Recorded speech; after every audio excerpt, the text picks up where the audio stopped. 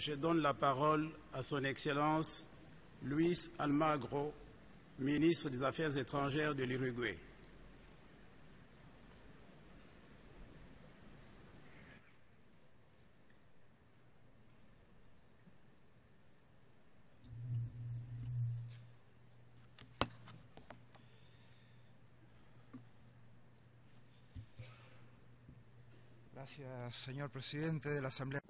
Merci. Monsieur le Président de l'Assemblée générale, Mesdames et Messieurs les chefs de délégation, Mesdames et Messieurs les délégués, Mesdames et Messieurs, le monde d'aujourd'hui est un monde dur, sans pitié, un monde complexe,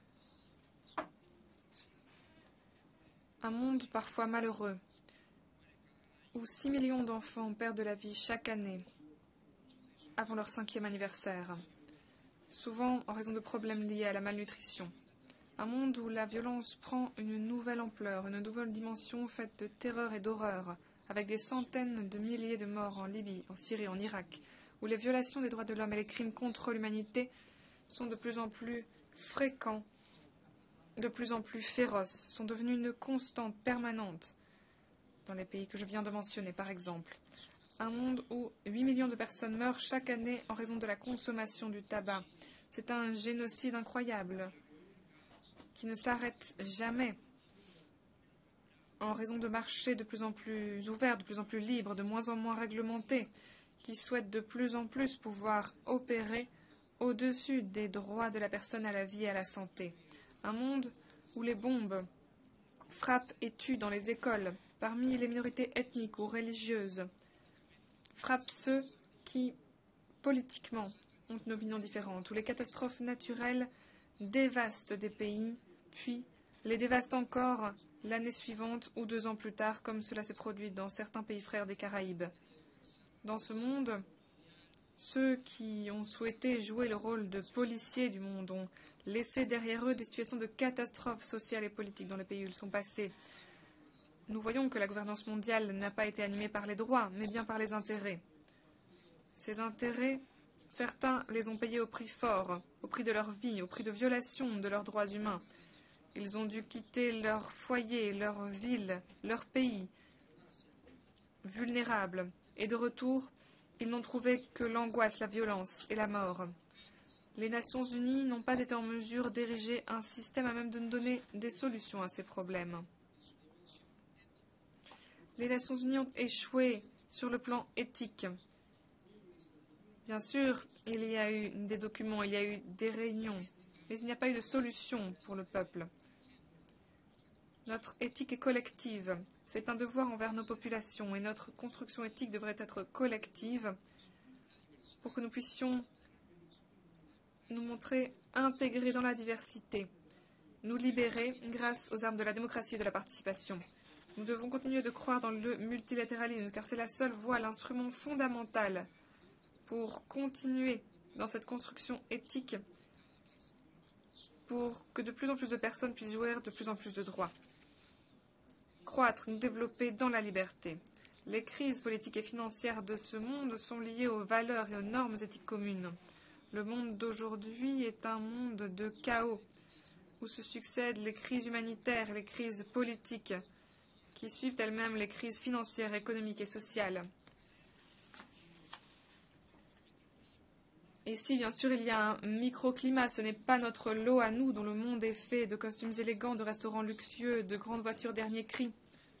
Non, c'est le lot de ceux qui aujourd'hui vivent dans des camps de réfugiés, dont la famille a été assassinée, dont le village a été détruit, ceux qui ont été torturés, qui ont vu leur environnement dévasté par les conséquences des changements climatiques.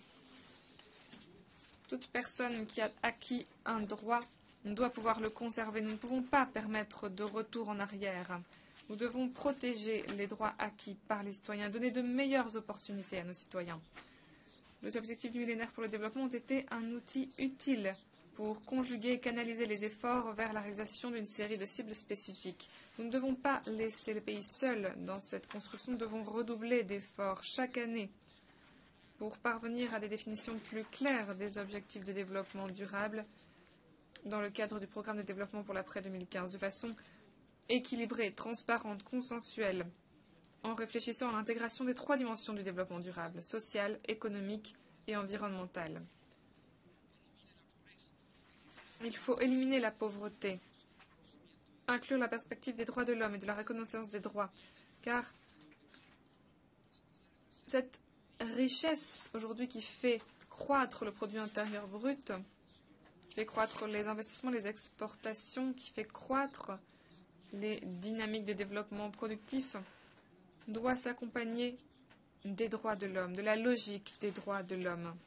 Nous sommes plus développés, nous sommes plus riches lorsque nous pouvons exercer davantage de droits, lorsque nos droits sont davantage protégés, lorsque nous avons davantage de garanties face aux inégalités croissantes dans le monde d'aujourd'hui.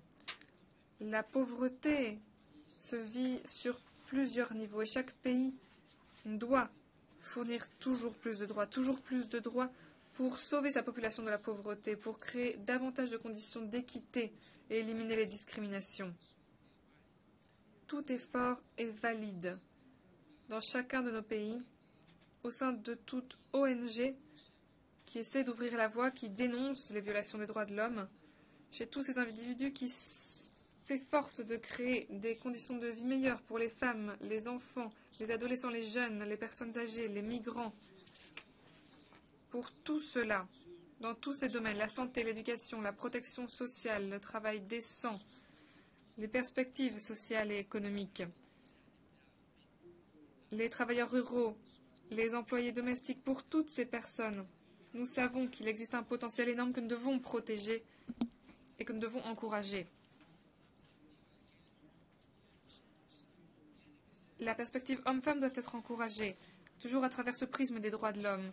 Les mêmes droits pour tous ceux qui vivent dans le monde d'aujourd'hui et qui peuvent être victimes de discrimination. Le programme pour la cause des femmes est un des moteurs de développement les plus puissants que l'on puisse imaginer. Toute forme de discrimination entrave le développement, car la discrimination sexiste ou basée sur l'appartenance religieuse, éthique, l'âge, l'identité sexuelle, l'identité de genre ou le statut migratoire est le contraire de ce dont nous avons besoin, des sociétés de plus en plus inclusives. Les sociétés qui ne parviennent pas à inclure chacun de ces droits dans le système politique, dans le système de protection juridique, échouent. Je pense à la loi du mariage pour tous, la loi d'union, de concubinage pour les personnes LGBT.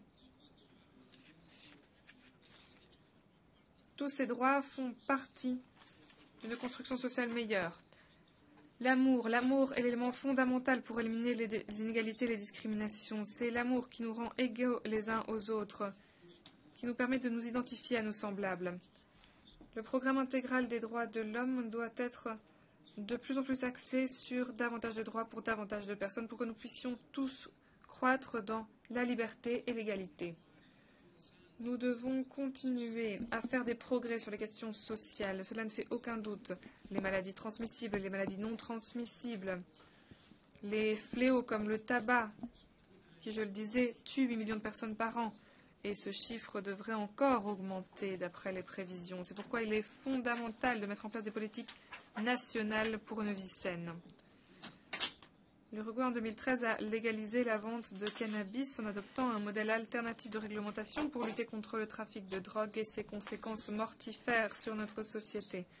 Nous ne voulons pas donner l'exemple à tous, nous ne voulons pas ouvrir la voie, être pionniers, mais nous voulons reconcevoir des formules qui avaient été appliquées à la lettre auparavant et avaient été un échec totalement stérile. La situation critique du monde d'aujourd'hui en matière de sécurité alimentaire est un problème structurel. C'est le prix des mauvaises politiques internationales. Une personne sur 8, dont de très nombreux enfants, souffre de malnutrition chronique. L'humanité gaspille presque un tiers des aliments produits qui pourraient résoudre le problème de la faim. On estime qu'entre 30 et 50% des aliments produits chaque année ne sont jamais consommés. La situation ne fait qu'aggraver en raison de la dégradation des sols, du manque d'eau et des changements climatiques. Certains éléments chimiques toxiques sont mal utilisés dans la chaîne de production. La lutte contre les changements climatiques est une priorité. Le droit à mettre en œuvre des politiques sans attendre est en réalité un devoir, l'impératif moral de chacun d'entre nous pour réaliser les ODD, pour continuer à croître. L'édification de sociétés politiques et de sociétés civiles, c'est aussi le domaine dans lequel nous devons affirmer le principe de l'égalité juridique de tous les États. C'est pourquoi mon pays, par exemple, rejette toute mesure unilatérale ou extraterritoriale contrevenant aux règles du droit international, ainsi que les principes de la Charte des Nations Unies. L'exemple le plus clair de telle politique est le blocus imposé injustement contre la République sœur de Cuba.